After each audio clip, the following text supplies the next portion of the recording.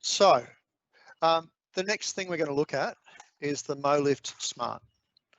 So this is the Molift Smart, and it is a 150 kilo safe working load patient lifter that can be folded up and placed in a suitcase and sent on a plane. Not that we actually use planes anymore, but yeah, it's great for traveling, great for around the home if you have limited storage space, and it's just, yeah, generally compact and really easy to use. It's got a really fast lifting speed as well. I think it's like 45 millimeters per second. So it's one of the fastest lifting hoists on the market. So as you can see it there, that's the Molift Smart. You can use it and tow it around like that. To get it into the back of a car, you could rest it, these wheels here on the back of the tailgate of a small hatch, and then lift it up and roll it straight in. Or you could take it apart into two pieces. So what I'm going to do now is show you how the Smart is unfolded and set up. So to unfold the Molift Smart, we place our knee against the hoist here,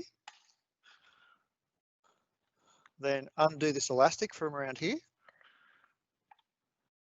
and then we can put the hoist down.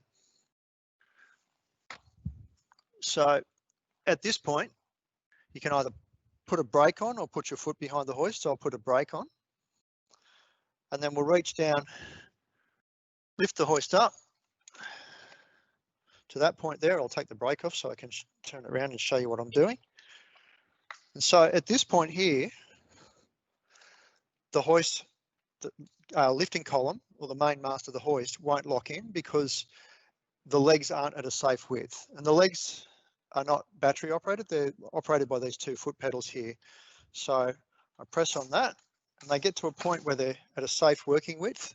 So for stability, and the main column drops down. And then to finish off the process, we fold that lever down and it's ready to hoist. Unhook the suspension, and I've got a battery on charge over there. Right, sorry about that, back again. So that's the battery charger and that's the battery. These are nickel metal hydride batteries, so they don't have any special battery charging rules. So you can run them dead flat, leave them on charge indefinitely because this is a smart charger. The only thing that we would say is when you first get the lifter is to establish the battery sort of charging pattern by completely discharging it 3 times and fully charging it. So the battery just drops into there to charge, and there's an indicator light on the top here. So green means it's good to go. Red means it needs charge. If it's flicking green and red, call us or call Jeremy because it's broken. Or if it's yellow green, it means it's halfway through a charge cycle. So, and the battery just drops into the control box here,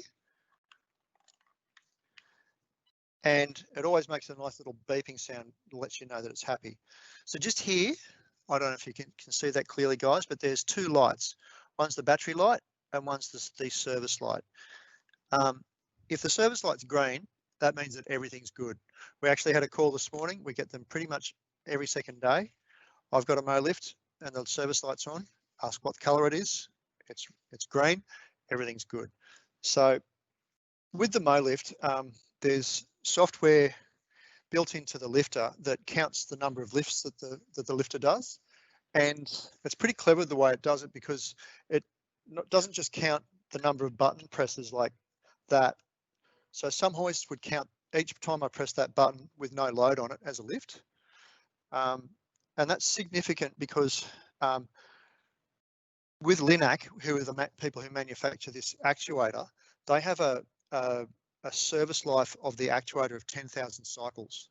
So if you press that button 10,000 times on a hoist that doesn't work out how much work the hoist has done, after 10,000 presses of the button, even if the hoist hasn't done any work at all, you're meant to have this actuator overhauled or replaced. So what the Molift does, it works out the drain on the battery and calculates the amount of actual work that's been done and relates that back to an average lift. So I think an average lift is a 70 kilo lift for 21 seconds. So what that does from the maintenance perspective of the hoist, it means that instead of the maximum service life of the Linac actuator coming up after 10,000, it's more like 21,000 or 22,000 hoists, average lifts. So it can really extend the life of the hoist.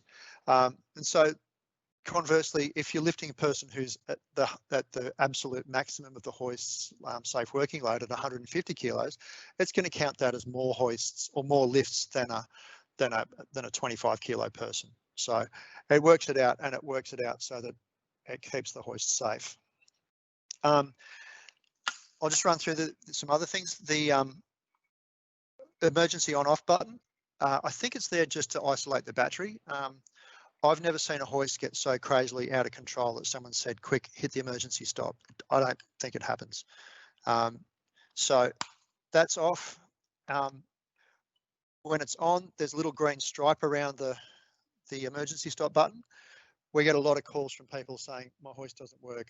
And another thing is, have you checked the emergency stop? And invariably, it's usually the emergency stop's pressed in. So the hand control is just up and down because the legs are controlled by the foot pedals. And some other differences of the hoist. The lifting suspension is a 4-point suspension instead of a 2-point.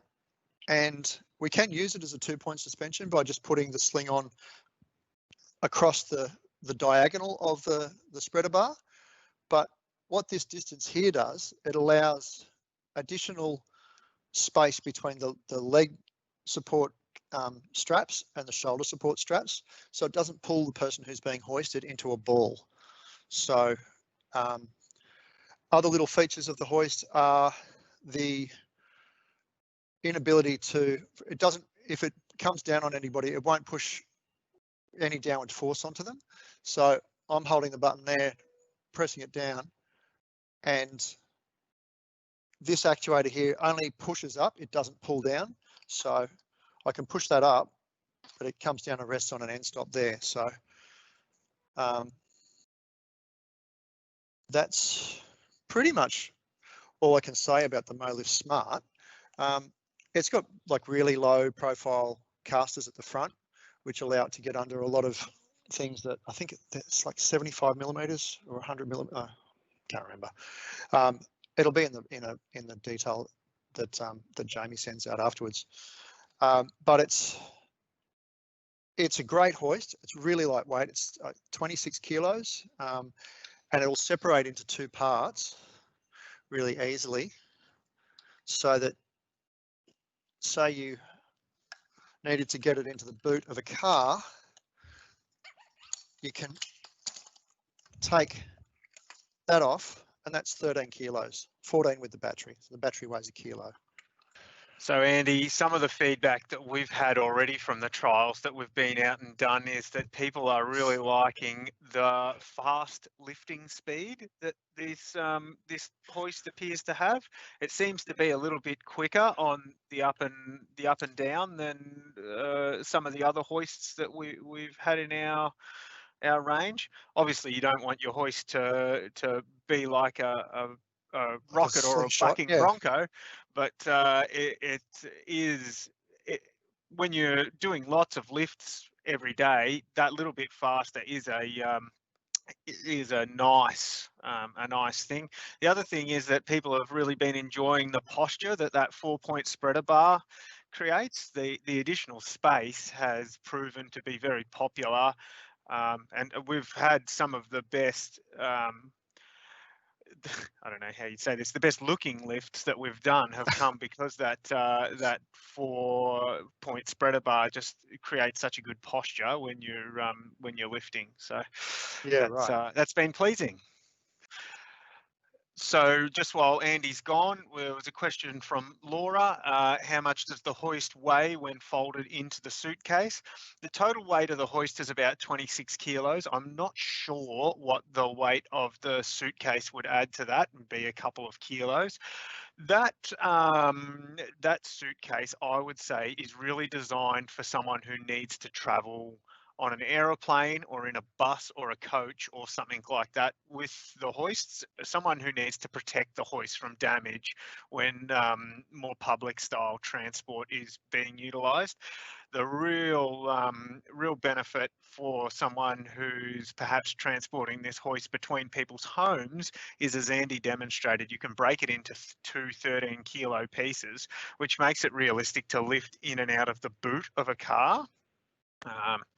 So yeah, that's a pretty nifty feature.